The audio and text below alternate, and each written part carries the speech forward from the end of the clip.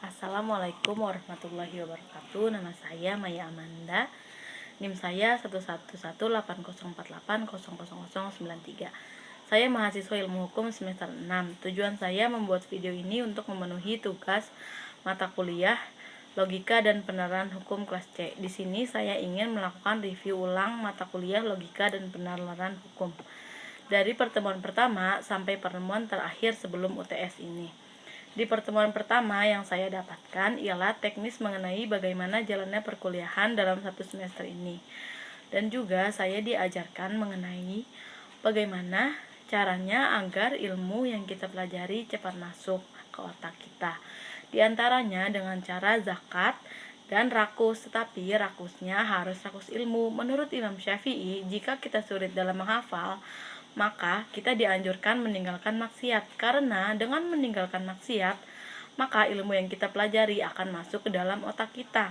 Dan yang terakhir ialah guru atau dosen itu harus dijadikan teman, karena itu juga merupakan salah satu cara agar ilmu yang kita pelajari bisa kita mengerti dan masuk ke dalam otak kita.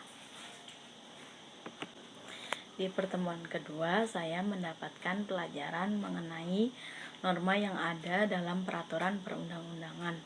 Asas konflik norma dibagi menjadi 3, yaitu asas lex superior derogat legi inferiori, lex posterior derogat legi priori, dan lex specialis derogat legi generali. Selanjutnya, logika hukum membahas tentang konsekuensi dasar dalam hukum. Salah satunya adalah kewajiban. Lalu, sistem pemerintahan Indonesia, yaitu dengan cara mengikuti hukum yang berkembang dalam masyarakat. Juga ada pengaruh agama dan adat. Hukum di Indonesia mengacu kepada Pancasila. Lalu dalam proses penyelesaian perkara berdasarkan hukum ada 4 penegak hukum. Yang pertama ada hakim, yang kedua ada jaksa, yang ketiga polisi, dan yang keempat advokat. Selanjutnya ada karakter normatif. Karakter normatif itu dibagi menjadi 3, yaitu yang pertama perumusan masalah dengan kata bagaimana, seberapa jauh, dan lain-lain. Yang kedua ada sumber data teknik, pengumpulan data, dan analisis data. Ketiga, populasi dan sampling. Pendekatan yang dapat dilakukan ialah falsafah ilmu dan teori hukum. Lalu, terminologi hukum ialah istilah ilmu hukum di Indonesia yang disejajarkan dengan istilah-istilah dalam bahasa Belanda, bahasa Inggris, dan bahasa Jerman. Jenis ilmu hukum ada 2, yaitu ilmu hukum empiris dan ilmu hukum normatif. Perbedaan antara ilmu hukum empiris dan ilmu hukum normatif menurut Muewisen digambarkan dalam sifat ilmu hukum empiris. Di antaranya ada yang pertama secara tegas membedakan fakta dan norma. Yang kedua, gejala hukum harus murni, yaitu fakta sosial. Yang ketiga, metode yang digunakan adalah metode ilmu empiris. Yang keempat, ada ilmu yang bebas nilai. Selanjutnya, lapisan ilmu hukum menurut J. Gitzel dan Mark van Hoek mengemukakan lapisan ilmu hukum sebagai berikut. Yang pertama, filsafat hukum. Di dalam filsafat hukum itu ada ontologi hukum, teologi hukum, aksiologi hukum, keilmuan hukum, ideologi hukum, logika hukum, dan epistemologi hukum. Yang kedua ada teori hukum. Di teori hukum itu dibagi lagi menjadi 4, yaitu analisis bahan hukum, ajaran metode hukum, metode keilmuan dogmatik hukum, dan kritik ideologi hukum. Yang ketiga ada dogmatik hukum.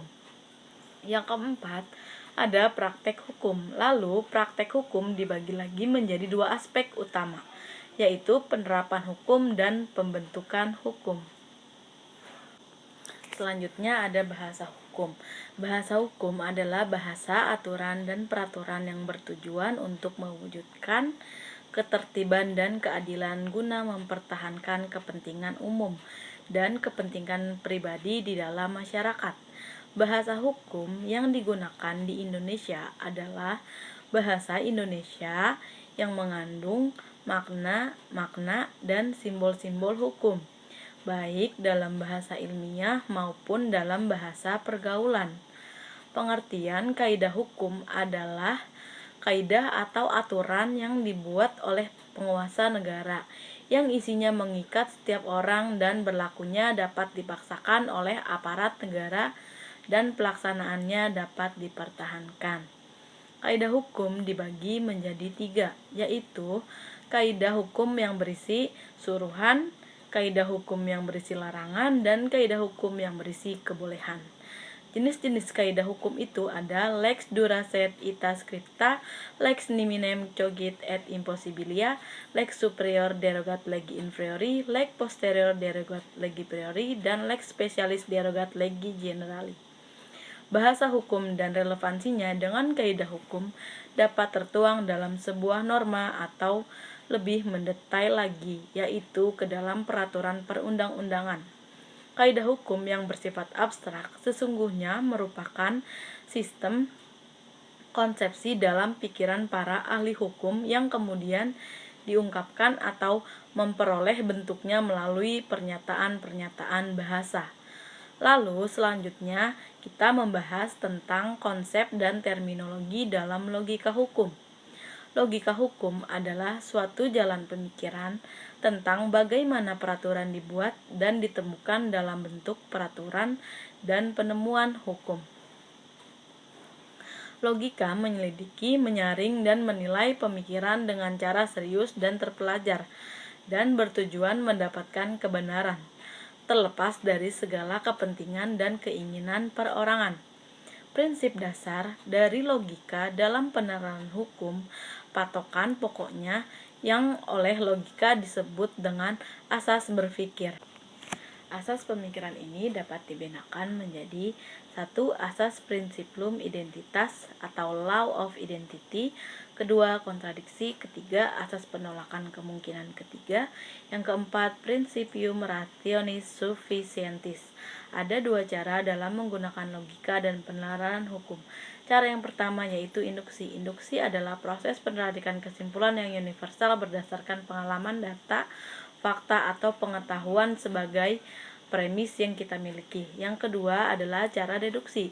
Deduksi ialah cara berpikir yang merupakan kebalikan dari penalaran induksi. Cara berpikir dari pernyataan yang bersifat umum menuju kesimpulan yang bersifat khusus. Atau dengan kata lain, proses berpikir deduksi adalah berdasarkan proposisi umum ke proposisi khusus. Selanjutnya ada legal reasoning. Legal reasoning merupakan suatu kegiatan untuk mencari dasar hukum yang terdapat dalam suatu peristiwa hukum, baik merupakan perbuatan hukum maupun kasus pelanggaran hukum, dan memasukkan ke dalam peraturan-peraturan normatif yang ada. Para ahli teori hukum mengambil 3 pengertian terhadap legal reasoning. Yang pertama adalah reasoning untuk mencari substansi hukum untuk diterapkan dalam masalah yang terjadi. Yang kedua adalah reasoning dari substansi hukum yang ada untuk diterapkan terhadap putusan yang harus dikeluarkan terhadap sebuah perkara. Yang ketiga adalah reasoning untuk keputusan yang harus diambil oleh hakim dalam suatu perkara dengan mempertimbangkan semua aspek. Unsur-unsur penalaran yang dimaksudnya yaitu tentang pengertian, karena pengertian ini merupakan dasar dari semua bentuk penalaran, sehingga kekaburan arti dapat dihindarkan. Ciri-ciri penalaran yaitu adanya suatu pola pikir yang secara luas dapat disebut logika, atau dapat dikatakan bahwa kegiatan penalaran merupakan suatu proses berpikir logis, di mana berpikir logis di sini harus diartikan sebagai kegiatan berpikir menurut suatu pola tertentu atau logika tertentu. Ciri selanjutnya ialah adanya sifat analitik dari proses berpikir manusia. Penalaran merupakan suatu kegiatan berpikir yang menyadarkan diri kepada suatu analisis, dan kerangka berpikir yang dipergunakan untuk analisis tersebut adalah logika.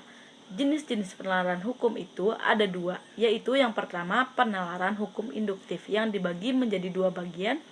Yang pertama bertolak dari hal-hal umum ke khusus. Yang kedua yang disimpulkan adalah fenomena yang belum pernah diselidiki. Lalu yang kedua ada penalaran deduktif. Penalaran deduktif dibagi menjadi 3 bagian, yaitu penalaran konklusi lebih sempit dari premis lalu bertolak belakang dengan hal yang umum ke khusus, dan yang terakhir premis mayor ke premis minor. Selanjutnya, ada mazhab-mazhab penalaran hukum. Di antaranya ada mazhab hukum alam. Mazhab hukum alam telah berkembang sejak 2500 tahun yang lalu. Mazhab hukum alam adalah mazhab aliran yang tertua, yang berpandangan bahwa selain hukum positif masih ada hukum lain, yaitu hukum yang berasal dari Tuhan. Aliran hukum kodrat atau alam adalah aliran hukum alam irasional. Aliran hukum alam irasional berpandangan bahwa hukum yang berlaku universal dan kekal itu yang berasal dari Tuhan dan bersumber dari kitab suci. Selanjutnya ada aliran hukum alam rasional. Aliran hukum alam rasional sangat berbeda 180 derajat dengan aliran hukum alam irasional. Aliran hukum alam rasional berpandangan bahwa sumbernya berasal dari rasio manusia, sedangkan aliran hukum alam irasional berpandangan bahwa sumbernya berasal dari Tuhan dan bersumber dari kitab suci. Selanjutnya ada mazhab hukum positif. Mazhab hukum positif lahir pada abad ke-19. Menurut paham positivisme, setiap norma hukum harus eksis dalam alamnya yang objektif sebagai norma-norma yang positif, tetapi yang telah mengalami positivisasi sebagai lege atau lex. Aliran hukum positif dibedakan menjadi 2 corak. Corak yang pertama ialah positivisme sosiologis. Menurut positivisme sosiologis, hukum adalah perintah dari penguasa negara. Lalu menurut positivisme yuridis, hukum adalah suatu keharusan yang mengatur tingkah laku manusia sebagai makhluk rasional. Selanjutnya ada mazhab utilitarianisme. Mazhab ini lahir pada abad ke-18. Tujuan dari mazhab ini adalah untuk mencapai kebahagiaan tertinggi dengan cara melengkapi kehidupan, mengendalikan kelebihan, dan mengedepankan persamaan, dan menjaga kepastian. Tokoh penganut aliran utilitarianisme adalah Jeremy Bentham, Rudolf van Jering, dan John Stuart Mill. Selanjutnya ada mazhab sejarah. Pelopor dari mazhab sejarah adalah Friedrich Karl van Savigny. Inti dari ajaran Savigny adalah hukum tidak dibuat tetapi tumbuh dan berkembang di masyarakat. Latar belakang pendapat Savigny bersumber dari keyakinan bahwa dunia terdiri dari bermacam-macam bangsa yang mempunyai jiwa rakyat yang berbeda. Prinsip Savigny adalah hukum harus berbasis pada adat atau kebiasaan suatu bangsa. Puhta merupakan murid Savigny. Ia berpendapat keyakinan hukum yang hidup dalam jiwa bangsa harus disahkan melalui kehendak umum masyarakat yang terorganisasi dalam negara. Selanjutnya ada mazhab sosiologikal jurisprudensi. Mazhab ini berkembang di Amerika. Mazhab atau aliran ini intinya hendak mengatakan bahwa hukum yang baik adalah hukum yang sesuai dengan hukum yang hidup di dalam masyarakat. Aliran ini memisahkan antara hukum positif dengan hukum yang hidup. Tokoh utama dari mazhab ini adalah Roscoe. Roscoe berpendapat hukum sebagai alat rekayasa sosial dan alat kontrol masyarakat yang bertujuan untuk menciptakan harmoni dan keserasian agar secara optimal dapat memenuhi kebutuhan dan kepentingan manusia dalam masyarakat. Yang terakhir ada mazhab pragmatik legal realism. Realism berkembang di Amerika Serikat, menjelaskan bagaimana pengadilan mengambil keputusan. Tokoh pragmatik legal realism adalah Llewellyn. Llewellyn menganalisa perkembangan hukum di dalam kerangka hubungan antara pengetahuan hukum dan perubahan keadaan masyarakat. Realism Amerika Serikat merupakan pendekatan pragmatis dan behavioristis terhadap lembaga-lembaga sosial. Sumber hukum utama aliran ini adalah putusan hakim. Kaum realis Amerika menganggap bahwa hukum itu sebagai praktek atau law in action. Hukum itu adalah suatu pengalaman dan menganggap hukum itu harus bebas dari nilai-nilai. Cukup sekian pemaparan materi dari saya.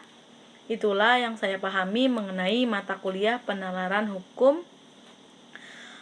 Terima kasih banyak. Wassalamualaikum warahmatullahi wabarakatuh.